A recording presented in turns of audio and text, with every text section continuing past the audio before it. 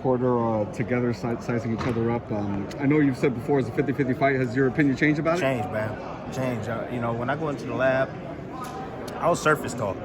But when I go into the lab and I do studying, man, and I see where each guy has advantages, man. I look at each guy's faults, what they do wrong, what they do right, and I understand that Kenny Porter said that he doesn't watch film on Terrence and whatever he said up there. I don't believe that. Right. Yeah. One, he's going back to the basics because he knows that his son can't make mistakes because of the punching power and the accuracy and the timing of Terrence Crawford. He's one of the best front foot and back foot counter punchers in the game today. Okay, pinpoint accuracy, precision, precise placement, you name it. So that's why they had to go back to the drawing board. That's how they feel that, hey, we need to have our fundamentals on point. Okay, and I've said to Sean Porter, hey man, why don't you fight Terrence Bud Crawford? I put it out there in the air. First he thought about it. I don't know. This fight's been trying to be made for a couple of years. Man, we're friends, this and that. And I'm like, no, man, listen, man, like, this is an opportunity to be, pound for pound. It's an opportunity for you and your family, man, that you're passing up on. Like, you should really do it. Okay. All right, Tim. He calls him out, whatever. I'll even talk to Crawford, same thing. Hey, take this fight with Porter. He's like, okay. I'm like, this is the fight that you need. Take this fight. This is the fight that everybody's clamoring for. They want you to fight at top welterweight. This guy's willing to do it. Make it happen. Well, anyhow, WBO made it happen by putting Porter number one, making him number one, and they got it done. Now we're here. But going back to the lab, Porter, he changed his rhythm very well. That's why he's so dang, tough to deal with. Not only his toughness, his conditioning, he's constantly in your face. He's busy. He's always in motion.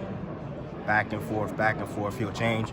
I believe Porter might even start off boxing this fight. I don't think he's going to come directly at Terrence. You can't go straight directly at a counterpuncher. You can't. Especially one that's long like Crawford. I think he might start off boxing, moving, like he does, like Ugas, like when he fought against Ugas. Taking his time and being patient. He's going to have to be patient. He's going to have to be. And they say, well, why? Well, we should. No. Be patient.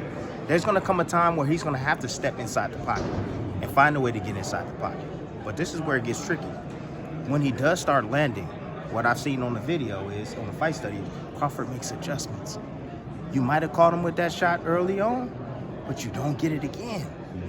And then he sets you up. Okay? Let me give you an example. Kell Brook landed the right hand to the body several times. He switched to southpaw. He took his jab away because his jab was giving Crawford problems.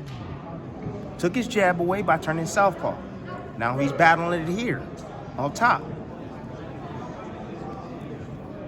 Brook, what did he do? He attempted to throw the body shot downstairs, straight right hand down to the body. And when he did that, he got caught with the right hook from Crawford. Set him up. That's the difference. Why do you think Crawford, when you said Crawford needs this fight, why do you think Crawford needs Porter? Why do I think he needs Porter? Yeah. Because Porter, I call Porter the Grim Reaper of the welterweight division. Think about it at 147. Think about it at 147 pounds, all the guys that he's faced. Think about all the fights that he's been, tooth and nails with. Losing split decisions with Thurman and Spence, the best welterweights, some of the best welterweights in the division. So why not fight Crawford, who's considered one of the best fighters in the world, one, pound for pound, and he's number 2 in the welterweight division, and he holds a title. So why not fight Porter, who's already tested himself against the best guys and took him all the way to the end and loses slightly on the scorecards. Could have went either way. I thought he beat Spence, to be honest with you, but it is what it is, in my opinion. If it wasn't for the knockdown, he probably would have won that fight. Now Crawford, he gets a shot at him. Now we're going to get to see what Crawford, it's a measuring stick, what Crawford can do against Sean Porter, who makes things difficult for any fighter. Sean Porter, Grim Reaper, he tests everybody's heart. How bad do you want it? Crawford's finally in the ring with somebody that wants it just as bad as he does. That's why this fight is important for him in his career. That wants it just as bad, if not more than he does. But what I saw up there was a guy, Porter, that was comfortable because he has experience fighting the top guys. He has confidence that he's grown from about himself, that he knows about himself in fighting these guys. That's why he was so chillax, had his kid on his lap. And Crawford, reserved. But he seemed a little bit too reserved for my liking. He didn't even want to speak. Okay? And by the way, well, these guys, you know, and I'm going to keep it 100, and I love these guys. That ain't how you sell a pay-per-view.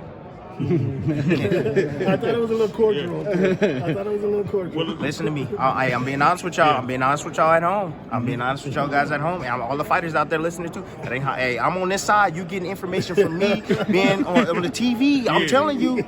I didn't know this stuff when I was fighting. Nobody's sat down and talked to me about this or even aired this out. That ain't the way you sell pay-per-views. You know, people. You got to get people attracted to this fight. You got people wanting to see this fight. I understand the skills, but hey, at the end of the day, you make some noise, people gonna get intrigued and they gonna want to see this fight. Yeah, see that him being like, he's got to go back on set. Oh, okay. What? How would I say?